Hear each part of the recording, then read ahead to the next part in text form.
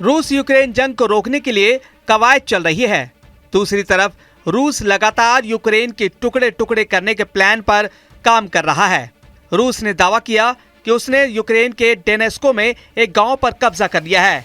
रूस के इस दावे पर अब तक यूक्रेन ने भी कुछ नहीं कहा है, लेकिन डोनेस्क पर कब्जा करने का मतलब है यूक्रेन की गर्दन दबोच लेना। इसके पहले रूस ने यूक्रेन के न्यूक्लियर प्लांट पर ड्रोन से हमला किया था।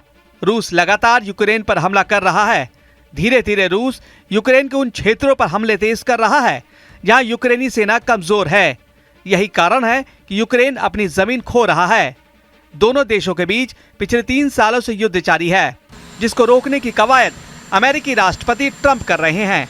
रूस ने जिस गांव पर कब्जा का दावा किया है वो बहुत छोटी बस्ती है, पर कब्जा करने से डोनेस्क क्षेत्र में रूस का दबदबा बढ़ जाएगा। रूस डोनेस्क और पड़ोसी लुहांस्क के सभी हिस्सों पर नियंत्रण कर लेगा, जो मिलकर यूक्रेन के डोनबास औद्योगिक क्षेत्र का निर्माण करते हैं।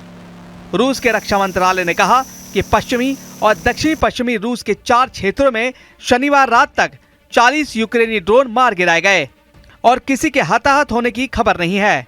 यूक्रेनी अधिकारियों ने बताया कि मॉस्को ने शनिवार रात तक यूक्रेन में 70 ड्रोन भेजे, लेकिन उसकी वायुसेना ने 33 ड्रोन नष्ट कर दिए और 37 गुम हो गए। दोनों देशों के बीच चल रही युद्ध विराम की बातचीत, ये हमले ऐसे समय में किया गया है कि जब रूस और यूक्रेन के बीच शांति वार्ता चल रही है। 27 फरवरी 2022 को शुरू हुई रूस यूक्रेन जंग को जल्दी 3 साल पूरे होने वाले हैं। यूक्रेन का दावा है कि अभी युद्ध के मोर्चे पर संघर्ष की स्थिति बनी हुई है। हालांकि दोनों देश युद्ध विराम को लेकर बातचीत के लिए सहमत हो चुके हैं।